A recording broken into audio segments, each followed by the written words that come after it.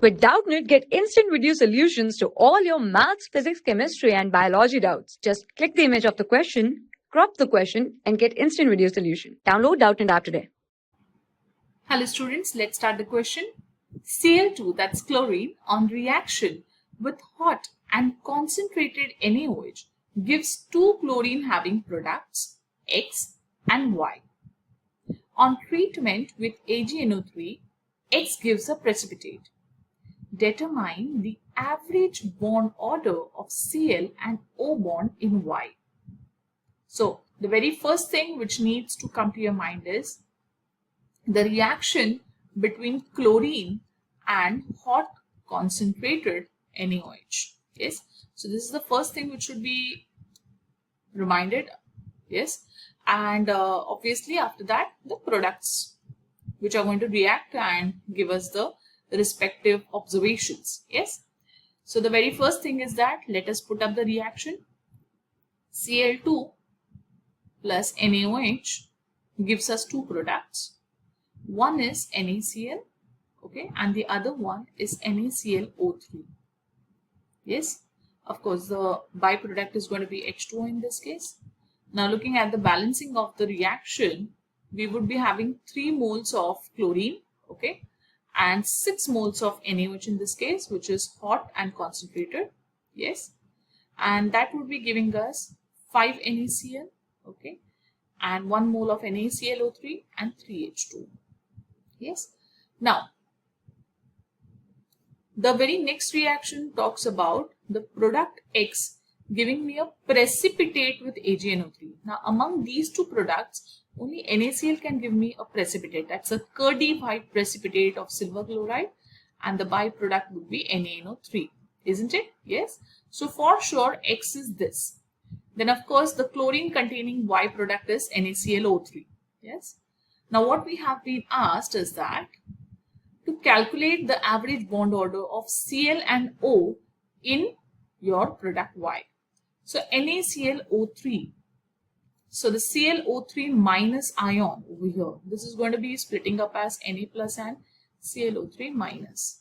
Now in this case, chlorine has a different oxidation state and its structure looks like this. 1, 2, 3, 4, 5 and 6. Yes, minus. And you have 2 electrons residing on chlorine. Total there are 7 electrons in the outermost shell of chlorine, and that is what is being shown over here. So it's 1, 2, 3, 4, 5, 6 and 7. Yes. So in this case we have the 7 electrons around chlorine in this manner. Yes. Whereas the resonating structures would be as follows, wherein your double bonds would be seen getting delocalized from one position to the other. Yes.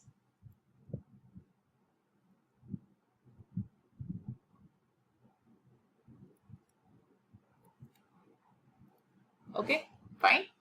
Now, we have 3 resonating structures in this case. So, the calculation of bond order can be done in various ways. Yes, we have some tricks also. But since this is a very specific compound, or very specific species, sorry, how do we calculate it? So I'll give you 2 methods by which we can calculate it. The shortest method would be, if you know how to draw the resonating structures, okay, you would simply divide the total number of bonds by the total number of resonating structures. Okay, so the resonating structures over here are 3 and the total number of bonds is 1, 2, 3, 4, 5 in any of them, isn't it? So 5 divided by 3 and that gives me 1.67. Yeah. Now another method of determining the bond order would be wherein you would be looking into the valency of the peripheral atom.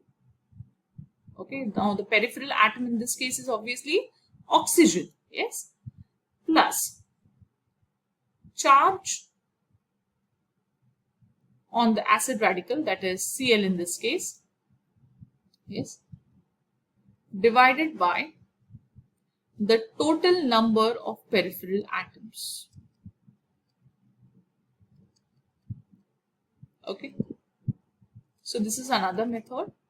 So this would be 2. 2 is the valency upon oxygen, isn't it? Charge on the acid radical would be -1, and total number of peripheral atoms is 1, 2, and 3. So 3. Yes, so this becomes 2 minus 0.33, which is equal to 1.67 again. Yes. So the answer for this is X is NaCl, okay, Y is NaClO3, and the bond order in Y for Cl and O is equal to 1.67. Okay, fine. I hope you understood the whole explanation.